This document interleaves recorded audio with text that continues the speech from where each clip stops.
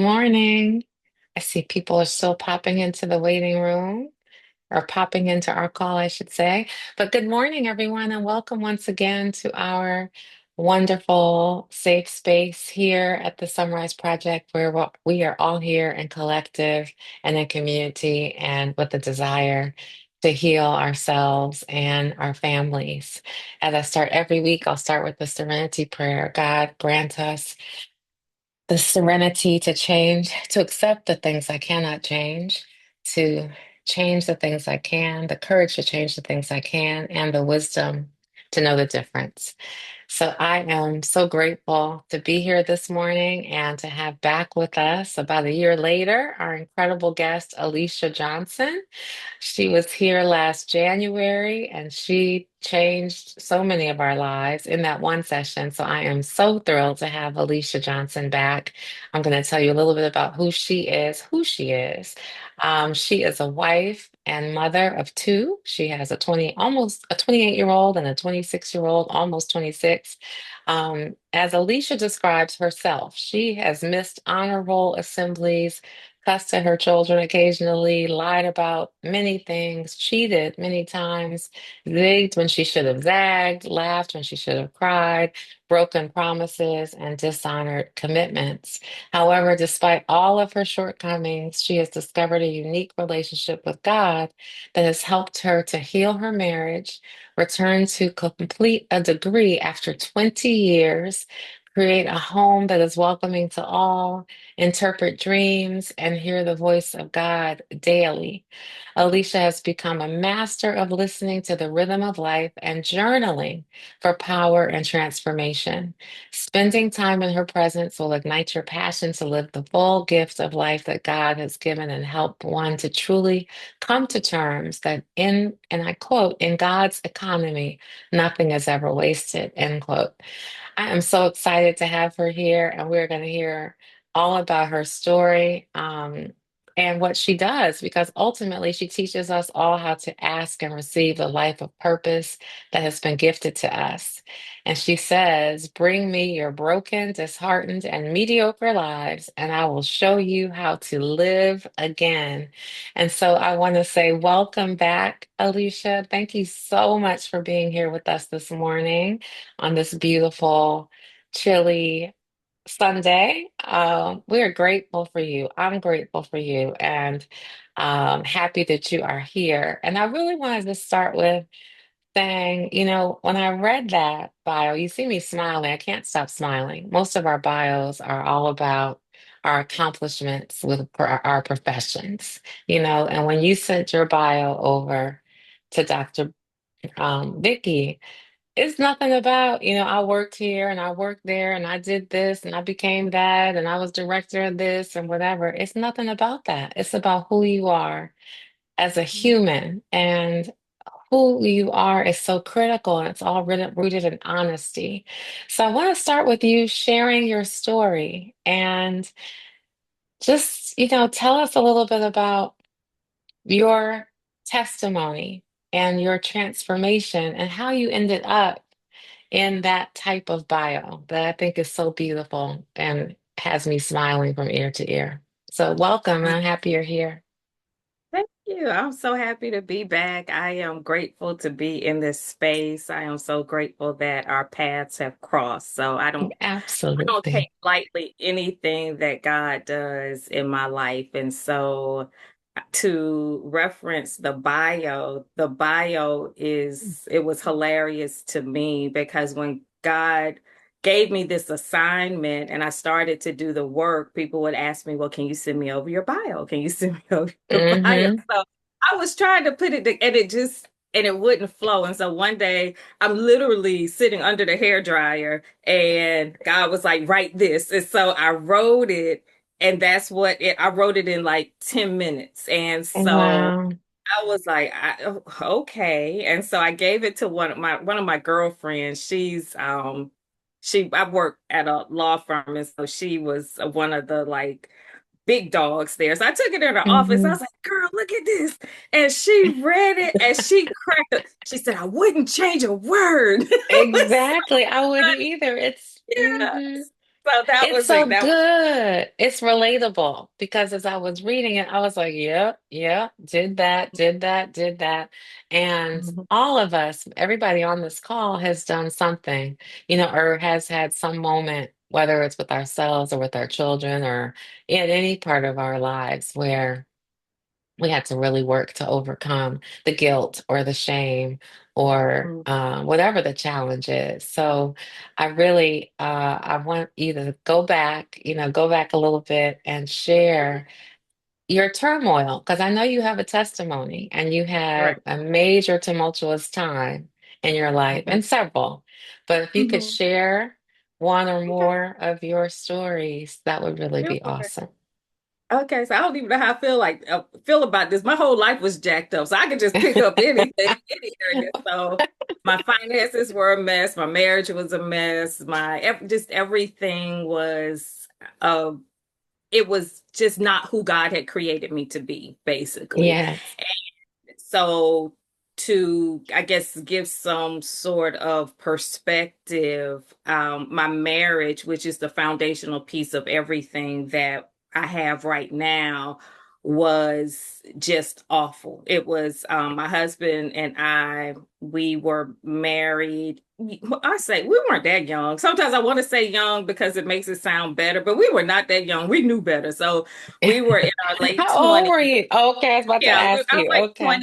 27, yeah, 27, Mm-hmm. 28. So we were grown enough to know, but we didn't, how can I put it? We were doing everything for up out of appearances. And we were doing Yes. everything because the group was doing it. So we had that group, the whole Mm-hmm. couple group thing. So everybody else was getting Mm-hmm. married, so we'll get married. Everybody else is having a baby, so we'll have a baby. Everybody else is buying a house, so we'll buy Mm-hmm. a house.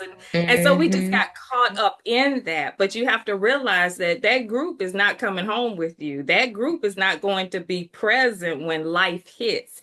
And so life hit, and that's when the reality kind of sunk in that we had a lot of issues. We had a lot of issues. And a lot of times people focus on the wedding and how, pretty it is, and you're going to have this dream life and everything's going to be fine. But there are people involved. And as long as people are involved, there's going to be some sort of dysfunction attached to it as That's long as right. we're.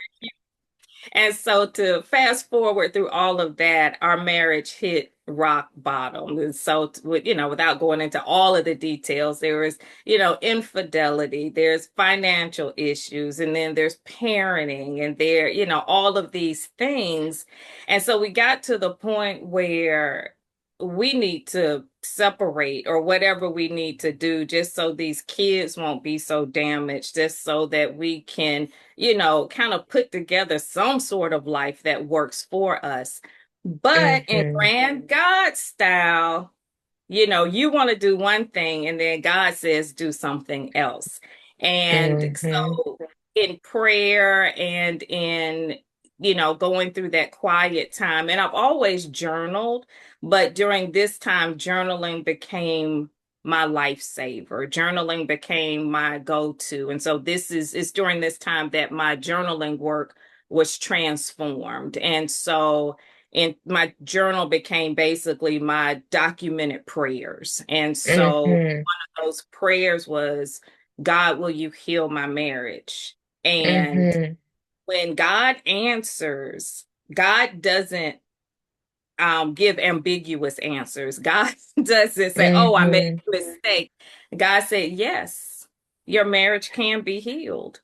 And so that sort of put me in between a rock and a hard place because Mm-hmm. for me to leave, knowing that God said my marriage could be healed, like what am I missing out on? And so Mm. I decided at that moment that I was going to stick it out and see what the end, like my big mama would say, I'm going to see what the end is going to be. So I dug in my heels and oh, the ride. It took about 10 years. And most times, Wow. people give up too soon. And that's one of the things that I consistently teach. Don't quit another thing. If God has promised you something, don't quit until you see what the end is going to be.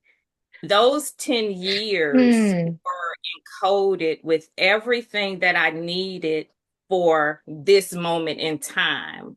However, had I given up too soon, Hmm. I would have missed all of that. So, But yeah. how do you find that? I want to go back to a few things you said. You said my marriage was in shambles, or finances were a mess. There was infidelity involved. And I remember your story from before, and I would love for you to share that because I I wonder how, even you heard God say, don't give up, try Mhm. to work it out. But when there's infidelity involved, how did you work through that? And also, please share, was it him? Was it you? Was it both? How do Mhm. you get through that part? So if Mm, you can go back to okay. that part. Okay. So when God gives you an assignment, God doesn't do anything halfway. God is a God of Mm-hmm. decency. God is a God of order. Mm-hmm. So Mm-hmm. don't think that when God gives you an instruction that you can cherry pick the instructions that you want. So when I Right. asked God if God would heal my marriage, God said yes. But in order for your marriage to be Mm-hmm. healed, there's a cleansing and a purging process. So with Yeah. that cleansing and that purging process, I had to come clean. And so in my marriage, I was the one that popped everything off. So my husband, he's like, tell the truth, tell the truth, tell the truth. So Mm-hmm. Yeah. I had an affair first. I had an affair, and so God had Mm-hmm. me to write my husband a letter and to explain everything. So I wrote the letter, and Mm-hmm. God had me to write the letter on a Wednesday. I wrote the letter on a Wednesday, and I was supposed to give my husband the letter on a Wednesday, but I'm like, well, maybe God is just requiring me to write the letter to just cleanse and purge and hold it, just to release it. Mm-hmm. God Mm-hmm. literally meant for me to give my husband the letter. So on Saturday of that week, there was a just when God needs you to do something, that desire, that urge, like you can't do anything Mm-hmm. else until you get that done. I had to give him the letter on that Saturday. So we at that time we had a sleigh bed in our room. And so I was on one side of the bed. I had to put some Mm. distance between us. So I slid it across the bed and I said, I got something for you. So I need you to read this. So he's standing there and he's reading the letter and he's just expressionless. So I'm like, oh my God. So I'm just trying to Mm-hmm. make sure I'm close enough to the door. Like if something happens, I can Pops get up, out. right? Mm-hmm. So thankfully, the reason God had that, you have to always pay attention to God's timetable. When God tells you to do something, that means do it now. You don't put it on a to-do list. None of God's instructions go on a to-do list. It's now. So God had me to write that letter and to give Mm. it to him at that time because I had forgotten that the church that I was attending, I had signed up months before for an event. I forgot what the it's called now. It's like the Capital One Arena, whatever downtown, whatever that is right Mm-hmm. now. It was Mm-hmm. Mm-hmm. they were having the Women of Faith conference, Oh. and that conference, the title of it was Irrepressible Hope. And so Oh. after I gave my husband the letter, my girlfriend called me. She said, are you coming? I said, coming where? Mm. And that was my way out to get there, right? So I was like, oh, I Yes. got to go. We'll talk about it when I get back. So when I got into the arena and I was sitting there, Thelma Wells was one of the speakers, and there was some other women. And this one woman, it was like she was looking straight at me. And it was at that Mm. moment that she looked at me in the whole audience. I knew she was looking at me. She said, the devil loves a secret. And it was that Oh. day that God required me to release my greatest secret. And so it was like Wow. at that moment, I just felt the release. I felt like, okay, I'm covered. God is going to protect me. Like this is Yes. it.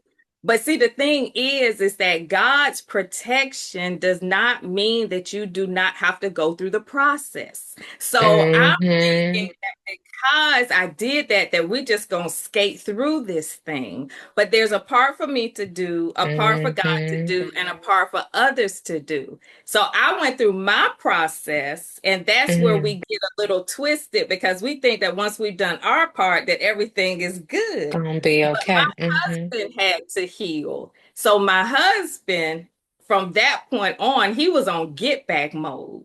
And so the games began. So I was like, so I had Oh, wow. one affair with one person, and it was like, I'm not built for this. I don't know how people do this, but I was like, this is not me. I need to sleep at night. I need to go places and not keep my head on a swivel. I Right. was just nervous all the time. I don't know how Yeah. people do it. And so I was like, Yeah. okay, God, this is not me. But then my husband, he's competitive, okay? And so if you hit him, he's gonna knock your block off, right? So Yeah. he went for it, and he went for the jugular. And so he had not just one, he had multiple affairs. And so Wow. after one, this is how the enemy works. The enemy wants you to believe that there is a standard process for everything. So I'm thinking that I had one affair, he can have one affair. So that'll cancel out everything, right? So Uh-huh. I can forgive. It's easy to forgive when you understand, but Mm, true how you got there. Mm-hmm. is about forgiving even though you don't understand. And so that Mm, one affair, that's like, okay, fair. Okay, I get it. Then he had another affair. So that one, I was like, well, the person that I did have an affair with, we were friends. So maybe that's like a friend thing. So I'm like, okay, mm-hmm. maybe. But honey, after that third and fourth one, I was like, God, I ain't got nothing for you. I just don't know. So Uh-huh. that was awful. And so during that time period, of course, our finances are suffering, our children are suffering. And it got to the point where, I'm hanging in there. God is saying, your marriage is going to be healed. Your marriage is going to be healed. Your marriage is going to be healed. And I'm hanging on to this. And this is where a lot of people miss it Mm, because they think that God is misleading them, or they think that they haven't heard God, or you think that it's been too long, or maybe God is the creator of time. God is not mm-hmm. bound by time. So you Mm-hmm. have to just go the course. So it got to the point where I was just tired. I was like, God, I can't, I don't know anymore. I don't, and then my husband came into my room, and I'll never forget this. And because I've been journaling, I've been asking God, I've been praying and doing all of these things. And then my husband comes in and says, I want a divorce. I was like, After oh, all that? after all of this, because this was before, like, this was during his, he was trying to figure everything out. But I'm standing in prayer and I'm doing all of these things. And it was getting ugly. I was like cutting buttons off shirts and slashing hats and trying to cut wires in car. It was awful. And so, but I was like, we're gonna get through this, we're gonna fight through it. So when he came in and asked for a divorce, that just took all Mm, out of my cells. And it was just like, I don't want to do this anymore. I don't want to, I mm-hmm. don't want to feel Yeah. like, God is jerking me around or whatever. So, I'm giving the abbreviated version, but I attempted to take my life. And Mm, that was, and it's very interesting. Like, a lot of times people will have, the suicidal thoughts and things like that, mm-hmm. but not realizing the once you do the deed, if you will, there's a complete moment of clarity that comes after that. Like once you're in that Mm-hmm. space, it's like, oh my God, it really wasn't that bad. And so now you're really panicked. So that's how the enemy works. The enemy comes to kill, steal, and destroy. Not kill or Mm-hmm. steal or destroy. Kill, steal, destroy. All three. Okay. So that was the ultimate. The enemy was coming to kill, steal, and destroy everything in my life. And it was at that moment that I made a promise to God that if you if you turn all of this around and you show Mm-hmm. me what to do, I'm squealing like a pig. I'm squealing like Mm. a pig. And so that is the promise that I made God. And thank God, God spared my life. And God, and Yes.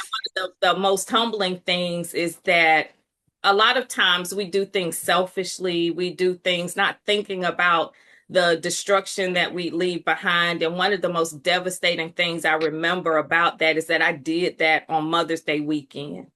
And I was like, Mm. how devastating that would have been to my children had, Absolutely.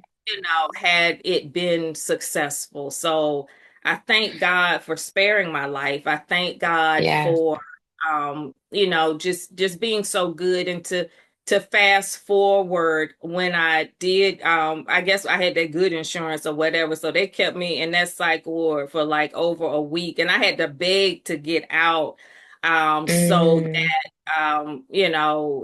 I could get on with my life and do what God was telling me to do. But a lot of times we think that once we do something like that, that everything's going to Mm-hmm. turn around. This is not a Hallmark movie. So my husband picked me up, dropped me off, put my bags at the door, and left me after picking me up from the hospital. So I'm thinking that when we're gonna have this wonderful talk when we on the drive home. Oh, honey, don't, why did you do that? We're gonna work it out. My husband dropped me off at the Mm. door. My kid, nobody was home.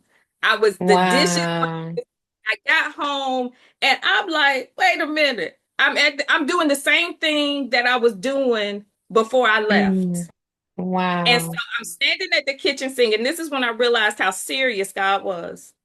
I'm talking to God. This is literal. I said, God, I just played my get out of jail free card, and I'm still Yeah. like, it's happening. God said, finish the dishes, go upstairs, and finish what I told you to do. See, during that time period, God had given me instructions to journal for my husband and to do a Mm. journal for my husband. And in the middle of that journal, my husband asked for a divorce. So I was like, I'm not going to finish this for him. And so Wow. God instructed me at the end of that to go up and finish it.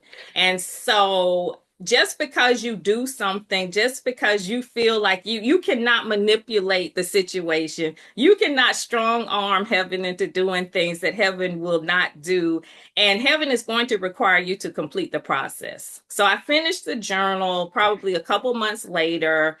I was done Mm. with. And so during this time period, I really didn't know that I didn't have confirmation that my husband was having an affair. It was just that feeling, that intuition, and he would never admit to it. But during this time period, he was traveling a lot and he was actually like in some remote part. He was somewhere in Illinois. He was somewhere and like it was one plane in and one plane out, and he was trying to catch the plane. And then the young lady that he was seeing at the time reached out to me, and it was just the whole thing. So he Wow. wasn't returning my phone calls. I was calling his job. He was like, "You're going to get me fired." I don't care. It was just the whole thing. So it came to a head that weekend. And so that weekend, he was just like, this is too much. This is ridiculous. And it was that night that I decided that I'm done. And so when I got Mm. home, God said, I had forgotten about the journal. So God said, pull out the journal and give it to him. And I had been journaling for him. And what that journal was that Mm. God said, instead of you cutting buttons and destroying his stuff when he leaves out, I need you to journal for him. And I was like, wait, what? Mm. Because I was cussing him Mm. out, fussing. So God Yeah. said, got to turn your fire into fuel. Like instead of burning everything down, you got to learn how to use this productively.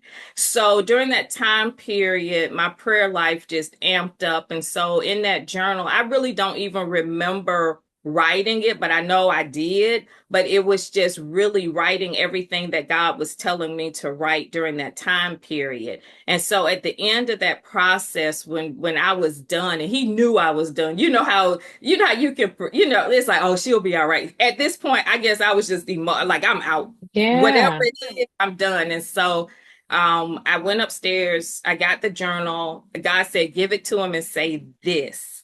And so I don't think I said it the way God told me to say it, but I gave her the journal.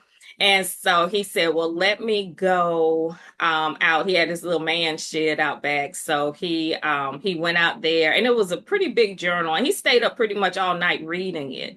And so the next Mm, morning he came in and I was like getting ready to go out. And he was like, are you gonna be here for a minute? And I was like, I guess I'm leaving or whatever. He said, can you give me 10 minutes? He said, I'm almost done. And so he left out and he came back in. And as he was walking up the stairs, because I was in the kids' bathroom that was facing the stairs, and I could see him coming up, and he got to the bathroom door and he was holding the journal. And he was like, only God in heaven could have told you this.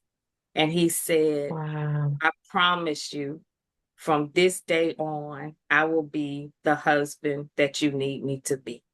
He said, if you choose Wow. to stay, I appreciate it. And if you don't, I understand. And that just broke me. I didn't even know what to do at that point. But Wow. that was the moment that our marriage was healed. 10 years later, but that's the moment that our marriage was healed. Wow. All because you listen to God and you I'm so your story is just so remarkable and you see all the hearts flying. I am speechless on so many levels because, somebody said I wouldn't have been able to do that necessarily, but and getting home from the psych ward, having to do the dishes, he left you there alone.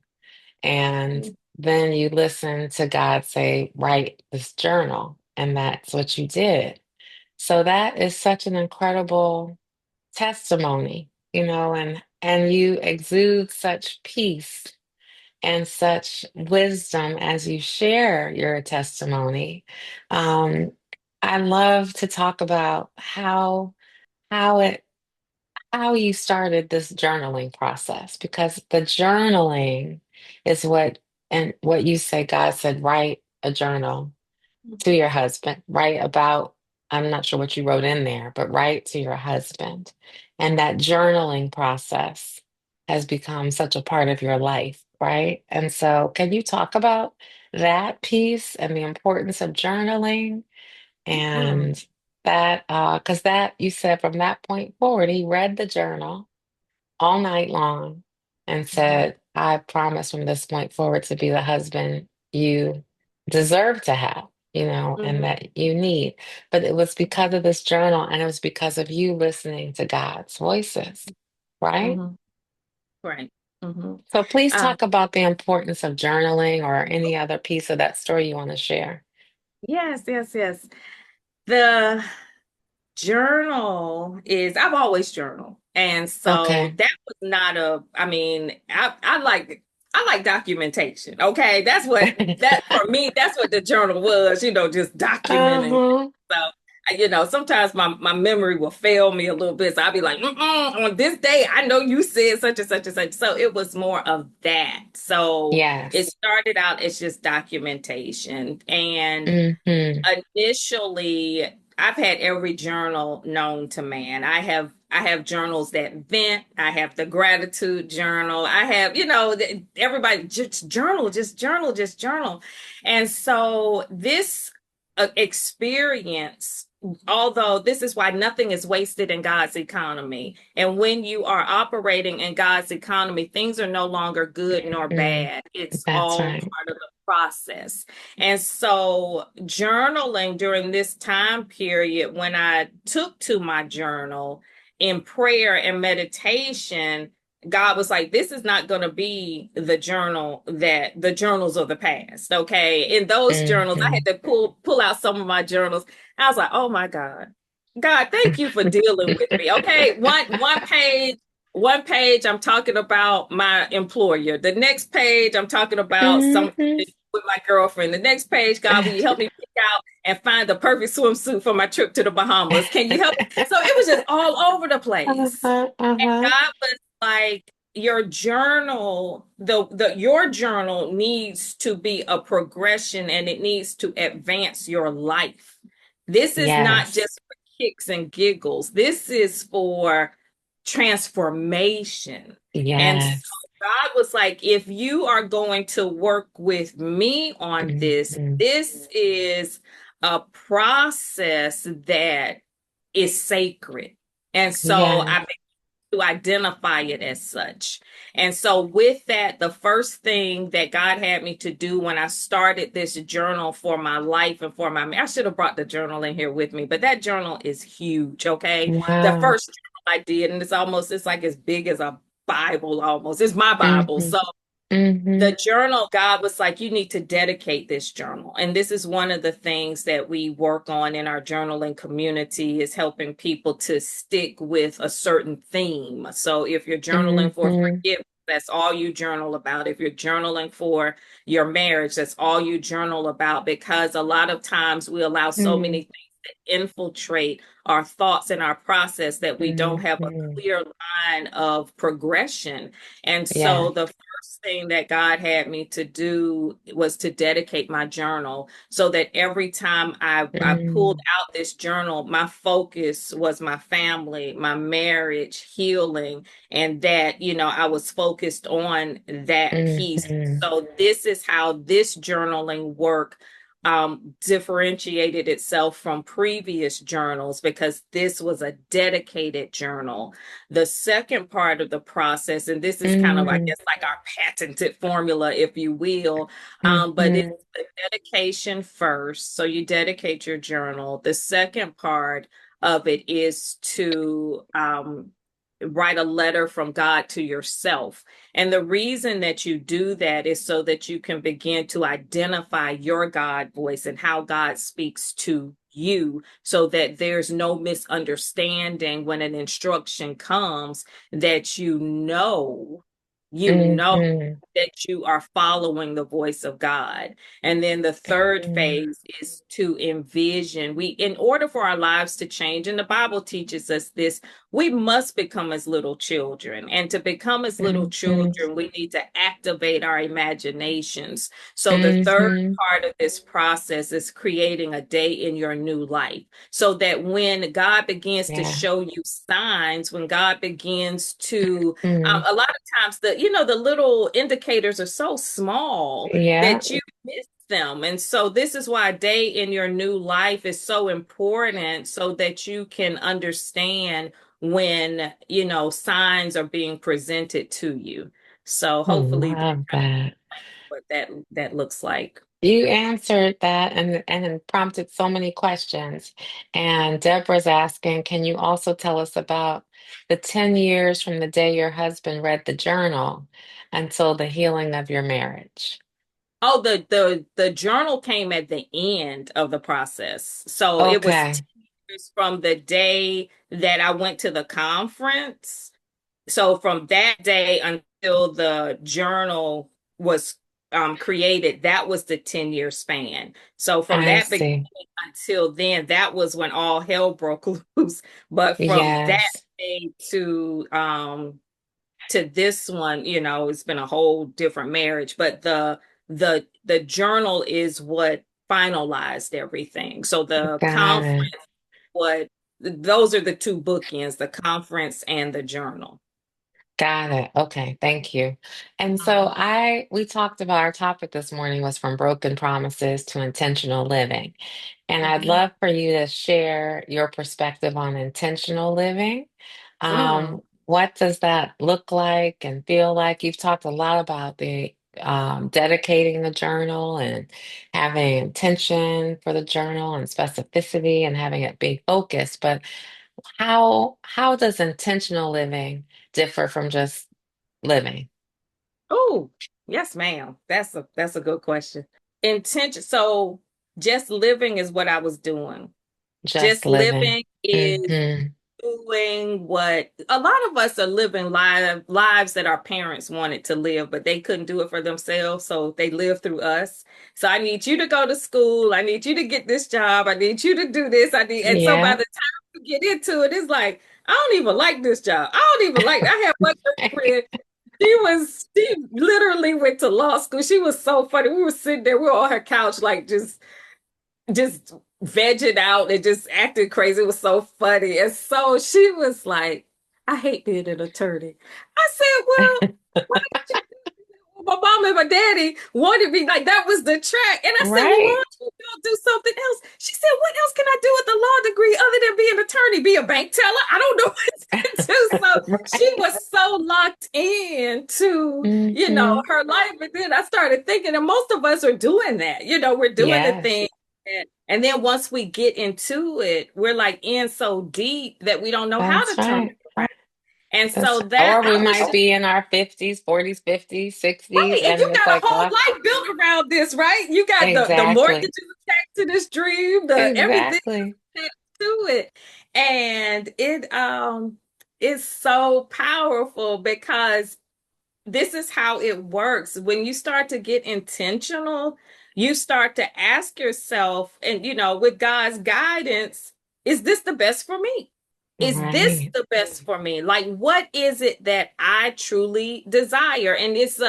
it's a step-by-step thing. It can be as simple as picking a pillow out or a cup, the way that it feels. Most of us are living lives that have been on autopilot so much that we don't know what we like. We don't know. So I had someone to help me one time because I was just so messed up and so confused. And I was like, oh, I need someone to come and help me decorate my home. I need someone to come help me. Hmm. And when we sat down, she was like, well, what colors do you like? I was like, I don't know. Well, what type of front? I don't know. I was just like, am I this Hmm. clueless about my own life? And so it was Mm. that time period that I was like, I gotta reel this in. I was a Hmm. shell of a person. I felt hollow inside. Yes, And it wasn't until I started to get intentional, if you will, about what I liked. And that's right. when you start to identify those things, you realize God is a creator and not a Yes. duplicator. And because God is a creator, everyone's success metric is different. I personally am Mm. not like a chef or anything. I mean, my kids survived. We ate. I like good food now. I like good food, but I am not the person that needs like the Bosch stove and the this and the that because I'm not going to use it right. I'm not going to take the time. You're not. So my success does not require a gourmet kitchen. Like that's not what I require. My life requires the ability to go to like great restaurants, to go to Yes. hire the chefs and things like that. So your success metric is going to look different. If you don't need a car, Right. if you want to be driven everywhere, you don't have to have a car. You can, Exactly. so that was for me, that realization just opened everything up for me, what Yes. I like, what I desire. And it also helped me to get excited for other people's desires. Like I'm Yes. excited. And in this was so funny, like during the time period when I was doing like a lot of one-on-one stuff with my clients, this one girl, she was a model and she was all over the place. She was in Japan, she was here, she was there. So one of the exercises was send me a list of what your life requires. When I read her list, I bust out laughing. This is how I realized how much God loves each and every one of us. Because I was going through her list. I was like, girl, is this a lotion? Is this a fragrance? Is this a food? I don't even know what this is on your list. She was like, well, before my photo shoot, Oh, I take so much time to get my skin ready. She had a whole I was like, oh my God, that solidified everything. Everything that you need, God will provide for you. I couldn't that's even do right. her list. I couldn't Right. And we all have a different list. That's your yeah. point. We all have a different list. What I need and what you need are totally different. But God Hmm. listens and He provides Hmm. always.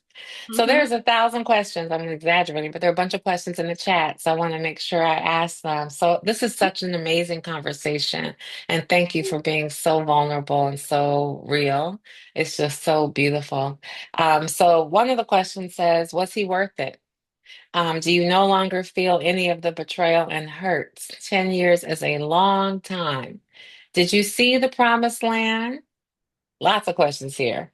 What Hmm. if he cheats again? And how are you so free to love fully now? All kinds of Yeah. great questions. Thank you, Jade. Yes, those are great questions. Great, great questions. So let's start with, was he worth it? Yes. Yes, he was. And this is the Awesome. thing. God does things when I was talking about those little bitty, Uh-huh. those little signs. Little So signs. Hmm. God started me on my spiritual journey before my husband. And so our Hmm. journeys have come together, but he had to go his route and I had to go my route. And this is why we have to be patient. We have to be patient and allow God to do a complete work in everyone. And so Mm. this funny because when I was considering divorce, I was like, because God said, yes, your marriage will be healed. So my question, oh, is God worth it? Um, oh, God is worth it. Okay.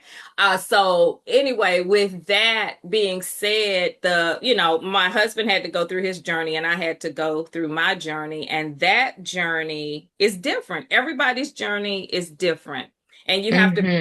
patient and respect that. And so I asked God if God would heal my marriage, and God said yes. And so you want to insert your things. I said, well, maybe God meant that He would heal a new marriage, or God said, because God said, I'll give you a new husband. That's what God said, like, I'll give you a new husband. So I'm thinking a Oh, new husband, like whatever. So one day right. I'm walking into a room and I'm hearing my husband on a call, and they were like, hey, Cullen, what's going on? And my husband is Mike, right? But his middle name is Cullen. And so I was like, who are they talking about? And so he's like, that's me. And immediately God said, that's your new husband.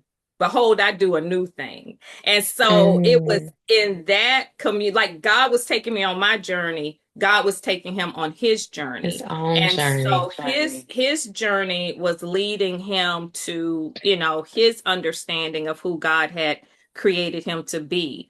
Um, and during that long time period of the 10 years, when you're doing things the way God requires you to do, I didn't realize it had been 10 years until we got to the end of it. Because it's not like an idle Yeah. 10 years. You're constantly Hmm. working, you're constantly evolving, you're constantly growing. And so during that time period, it wasn't like I'm sitting here like, oh my gosh, is it going to happen? Hmm. I got to the work of working out my own salvation, working on Right. who God had created me to be. And whatever happened in that process, it was like, okay, God, it is what it is, but Oh, I'm going to mm. do what you need me to do. As far as cheating again, that's not going to happen on either side. Because first of all, it's exhausting. Okay, it's Mm-mm. exhausting, and it takes a minute. We both understand what broken trust looks like, and it takes a Yes. long time to reestablish the Yes. truth and being able to trust each other again. Because there was a point in time where it's like, unlock your phone. I need to see your phone. If I call you, I better see your face on here. I need you to scan the area. I need you to put the camera under the bed. I need to see everything, because that Hmm. trust needs to be rebuilt. And now that that trust is rebuilt, we understand it's more precious than gold. Like there's a Hmm. peace that comes when I say, hey, I'm going out for a minute. Like, let's prime example, when I first met you ladies, and I was Hmm. and my husband didn't know any of y'all. I didn't even know y'all. So when our paths crossed, for me to be as comfortable as I was in that environment, it's like, okay, I'll leave Yes. whenever. I couldn't have done that before, because he would have been Right. blowing my phone up, trying, who are they? Who? I don't know no Kelli Joy. I don't know no D. I don't know. Who are these people? So there's such a peace that comes with that we Hmm. wouldn't trade that for anything in the world. I So love to that. answer those questions. Oh, I love that. There's so many things I want to say, and I don't want to hog all the time because we're almost out of time. I can't even believe it. I want to hear so much more. But how did you, or maybe the question, did you really work on your forgiveness? Oh, With a journal, because you talk about naming your journals, dedicating them to different things. And so to rebuild that trust after so many affairs, um, mhm. many of us, me included, probably. I did choose a different path, I'll be honest. And so the reality is, how did you work on your forgiveness?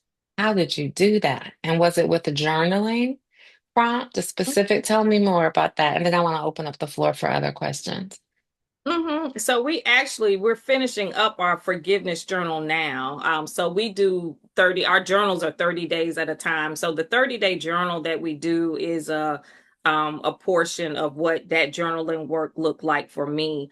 The forgiveness work Mm-hmm. is ongoing. The forgiveness Yes. work it's not like you do it one time. It's because there are layers there. So the forgiveness work Mm-hmm. that my husband and I had to do, it was specific to our marriage, but because there were so many other areas of unforgiveness that were like embedded in that, it looked like marriage problems, but it was also my husband not knowing who his father was. It also looked like, so it was a lot of forgiveness work that needed to be done for other things Yes. that Yes. really long, it was lending itself to the healing of our marriage. So yes, we do extensive forgiveness work. We actually Yes. have an actual forgiveness community where people will start to come and do their daily forgiveness work because it's an ongoing process, not just a one-time thing. Yes.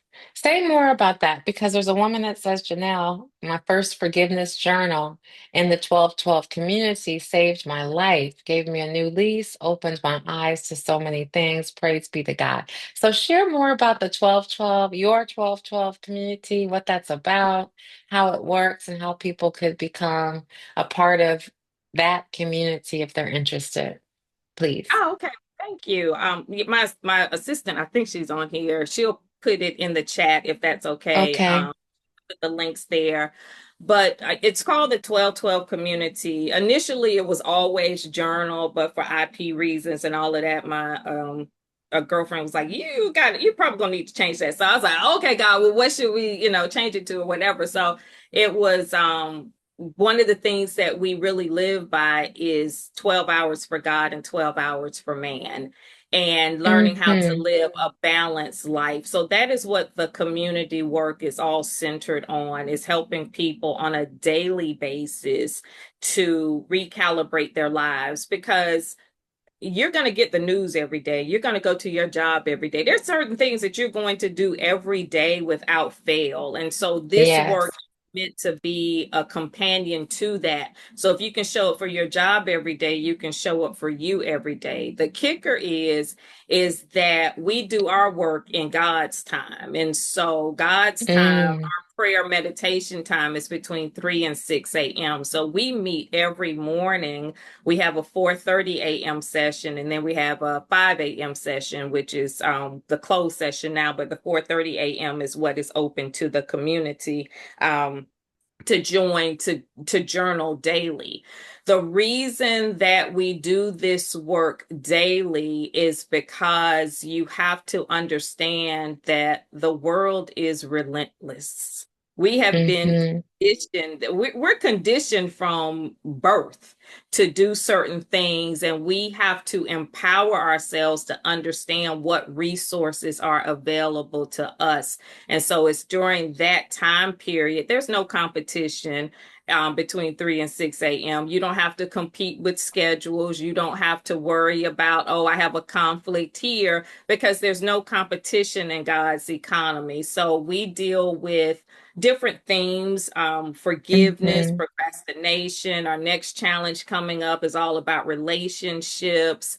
So we have themes for pretty much everything. And Everything. we do a lot of workshops and things like that. And it's structured so that you have the ammunition that you need to, air Mm-hmm. quote, fight the good fight, so that you can do the Yes. that you need to do every day, not Every just day. miss. Mm-hmm.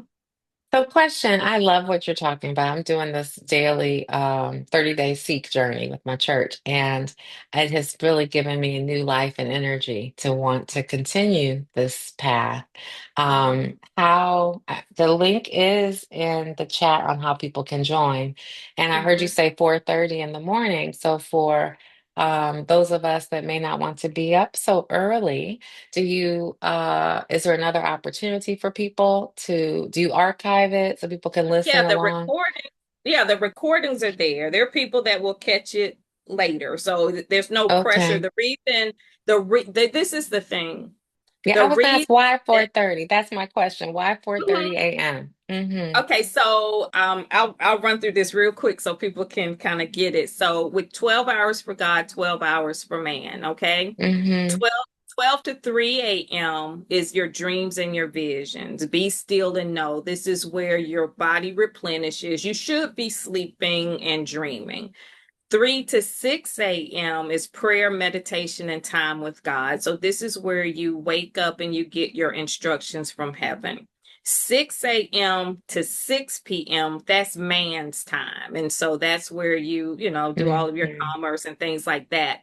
6 p.m. to 9 p.m. is the return to your sanctuary. And 9 p.m. to midnight is the close of your day. So if you draw Mm-hmm. that out into two circles, label one AM and PM, and from 12 to 3, 3 to 6, from 12 to 3 a.m., you put God, 3 to 6 a.m. is God, from 6 a.m. to Mm-hmm. 6 p.m., that's man, and from 6 p.m. to 9 p.m., that's God, and from 9 p.m. to midnight, that's God. 12 hours for God and 12 hours for man. So our Mm-hmm. goal is to help you to bring a consistent balance to your life so that the world does not overtake you. Yes. And I love that. And some people from your community are saying so many beautiful things. And then there's a question. Someone says, when I tell you the shifts you will experience in life during every challenge will be life changing, I'm not exaggerating. I am living proof. That's fantastic. She says we journal intentionally. And another person says it's all worth it because you're working on yourself spiritually, mentally and physically with the help of God. There is a question, real quick, and then maybe time for one question if someone wants to come off of mute. So the question is, can you speak briefly on how you helped your children from the harm they Mhm. received? That's a great question. Thank you. Yeah, we could do a whole one on the children. Let's do that. I would love to have you back and, to talk about that because, so Yeah, many yeah, but please, if you can share a short answer yeah. on that, and then let's have a session on that. Oh, definitely. Just got me all of a sudden, the children. Hmm. Um, our children had the potential to be the greatest casualties in Yes. our marriage. And that was one of the things that really drew me to wanting to be better because Yeah, my children had no choice in the matter. We that's brought right. them here. Mm, And our son was probably the biggest casualty of them all. Um, and in watching him and in understanding that he was going through what he needed to go through as just a mm-hmm, child growing up, having mm-hmm, to deal with what he was going through in addition to what we were growing through, it was very heart-wrenching to realize that he needed more help than we were able mm-hmm, to offer. So mm-hmm. during this entire time period, our son was how can I put it to give a yeah, we'll have to do another talk on this, but to make a long story short, he was taken out of our home. We had to do like a voluntary placement, and so he went to he was in social services and all of Yeah. that. Was he But under 18? Or when you say about yes, he was okay, so mhm, you were he was able to under 18. decide for him. But Mm-hmm. there's a story with that, and that Mm-hmm. God was all up in that. And he was literally placed in the program that he needed on his birthday. When we Wow. found out about the program, we had like 2.5 months to really get everything that we needed to do together to get him there. And God led us through that entire process. And they admitted him on his 18th birthday. And so Wow. our children, thank God, we are all healed as a family. The forgiveness work has been done. Yes, he was, very angry. There were a lot of things there that we Yeah. had to, to overcome. But, on the other side of it, we learned a lot. So our children were pretty much our biggest casualties, but they're also our Yep. greatest blessing. And the beautiful part is that they've watched us turn everything around, which gives them Yes. the power that they need to do the same for themselves. Yeah. Oh, that gave me chills, and I have so much more I want to talk about. And everybody here is hearting and saying thank you. And yes, let's do a whole session on that because, Yeah. you Hmm. know, our children are our biggest casualties sometimes. And we want so desperately to do the right thing. And most of us are here working through, the challenges, whatever they might be, with Hmm. our children, teens, adults, grown-ups, all of that. So, we would love to have you back in April. And I love you so much. And I'm so grateful for you sharing your testimony this morning and your transformation. And I just think your story is beautiful. And I just am grateful.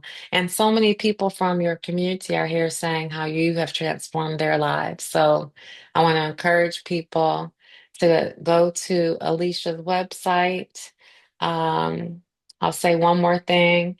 Someone says, Tiffany, I started in the community first, then my husband followed me a few years later after he saw a change in me and after seeing many of his prayers being answered. We both are on the journaling call at 4:30 a.m.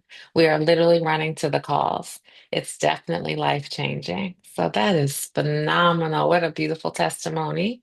So again, the link to Alicia's 1212 community is in the chat.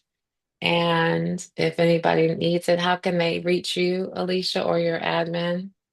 If they want to email you Yes. directly, or if they're, because some people are listening and they're not seeing the chat. Oh, okay. Yes. They can reach me at oh, I'm sorry. They can text. Let's do that. They can text 301-301-8838. Cynthia, if I got that Okay, wrong, let me know. And my assistant will direct it to amazing, amazing. the And right you're about to, place. and you're about to start a new one. We're gonna close right now, but you're about to Mhm. start a new one. Remind me of the topic. Oh, relationships. Yeah. Ooh, Always journal for relationships. And it's not what, the traditional relationships. It's our challenges are a lot deeper than, what the topics may allude to. So yeah, it's gonna be all about your relationship basically with self. Um, yes, yeah. that's first and foremost, and that starts what month is that starting? That starts in February on the whatever that date is. I believe it's the This month. 23rd.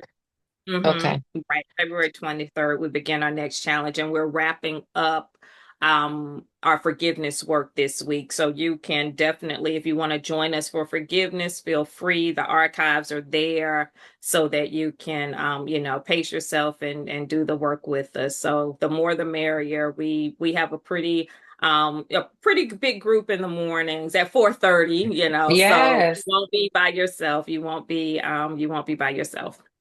And I love when people are saying they're running to the call. That's how I feel about my 7 a.m. call right now. I'm like, I don't want it to end on Tuesday, but this is an opportunity to start something new. I and I'm just so grateful for you. So thank you for being here again. We will have you back maybe in April. We'll find a date that works for you on that topic Yes.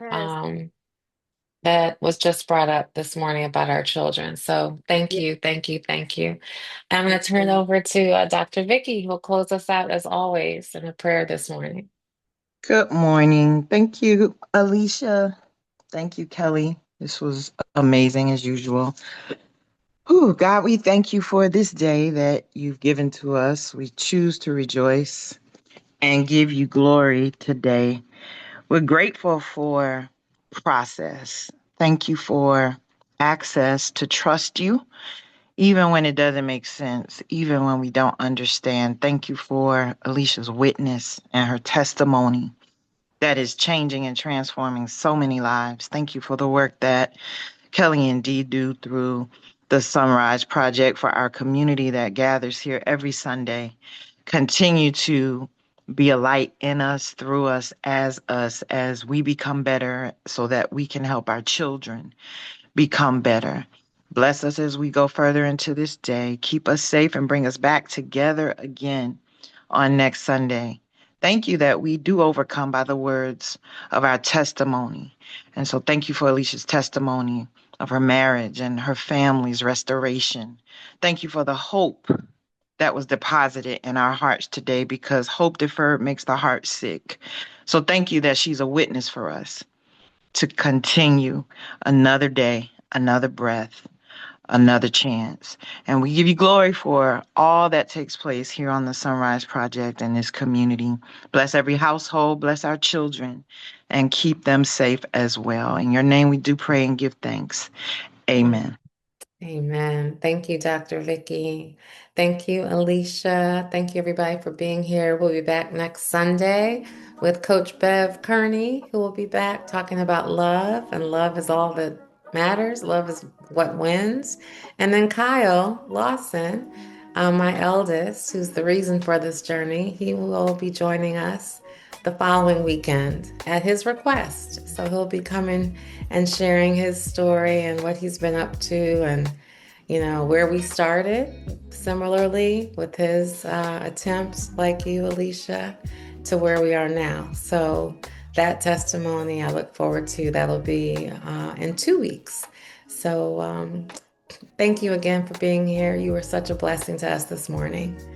And everybody have a beautiful and safe day. We'll see you next Sunday. Bye.